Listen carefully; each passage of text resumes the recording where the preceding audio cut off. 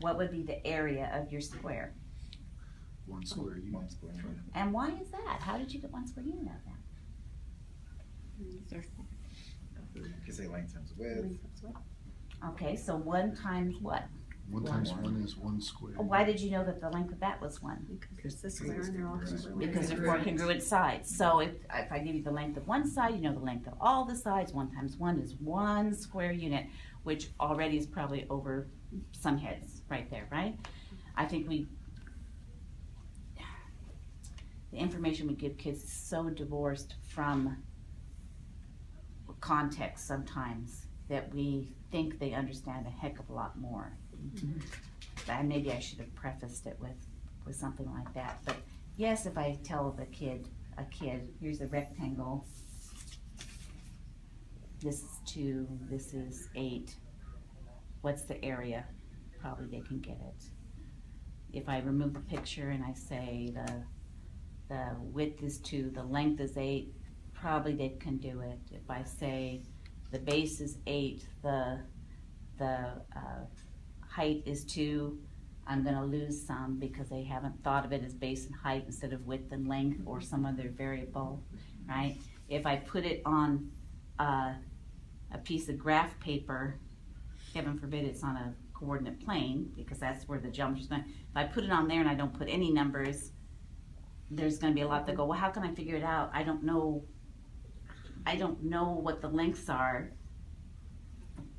Divorcing it from the fact that, gee, you could just look at the points on the coordinate plane and figure it out, right? And then if I took that rectangle, well, some of them will be confused because I might not even put it in the positive quadrant. I might put it down here. And but the points say -6, -2. How can I figure out the length from that? And then what if I rotate it? Even if I have these for vertices on there, they can't do it anymore. It's all the same idea.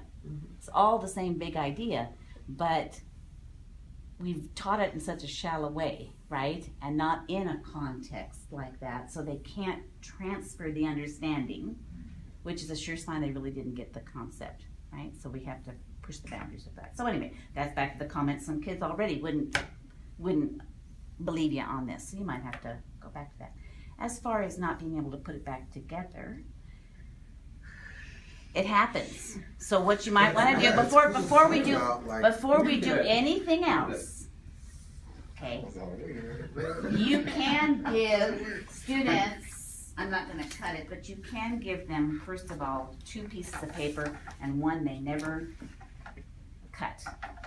So then this is like a frame of a puzzle. So as we're putting it back together, they have like a size at least to shoot for, right? They can see that. And you can give them, you can use like origami paper that has 2 different colors, or you can use lined paper, which really helps. They can line up the lines. All of those things will help them be able to reassemble it. Or if nothing else, you can, I know it's middle school, so you have to be careful, but they could draw a picture, an appropriate picture on there, and then as they're cutting it apart, they'd be able to reassemble it from what that picture was, like a puzzle. So there's ways of getting around that too. Those are really good strategies for our lower kids, our special ed kids. Right. That's a great way to help them if they can't put it back together. Right, or any kids that are visually challenged, right? We have a lot of kids that are really bright. She's calling special ed. In one, I didn't mean to do that. Hey, we're just Mine's not special students. that our the way it's spatial reasoning supposed to be skills are either. exactly what you would That's expect at right. 2:30 on a Friday afternoon. That's right. That's right. Mine's not put back together right either, so just. Okay, so I'm going to ask you a couple of questions. First of all, if the area is 1, then what was the area of this right isosceles triangle? 1.5. Square unit. And square unit, thank you. Good job. And what was the area, I can already size this one up right there. He's going to keep me honest here. What's the area of this? 4 square. Okay, and do you think you'd get any students that would say a third? I'm going to say yeah. And that's your little first test right here, because we're going to combine fractions with this before we do anything with proportional thinking. Okay, I'm going to say that this is also, will you tell me what's the most specific geometric name? Let's see if you remember. won't be a minute ago. For this little triangle, Would be a right isosceles triangle. that is correct. It's going to be another right isosceles triangle.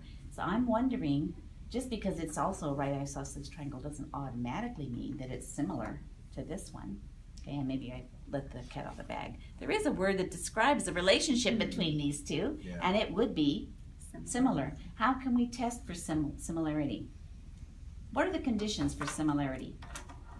Some of this you may never use with your Mostly sixth like the graders, but sides you are need to know it, right? proportional, Sides are proportional, angles are the same. Equivalent. congruent. So we can, I remember we don't have the measures, although I can tell you what they are, and you probably can, but this is congruent, right? I can just line them right up there, test it. There's what congruent means. I can put them right in there, and they match exactly.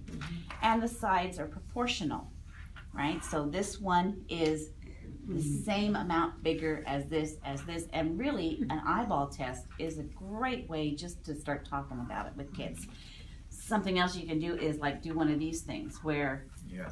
you just Closer, like go yeah. back or forth and does it match, or is there a gap or an overlap, right? It's a good eyeball way of just seeing that similarity. When you do enough of that, you really get a feel for what similar is. And then we're gonna go ahead and prove it with number later on, right?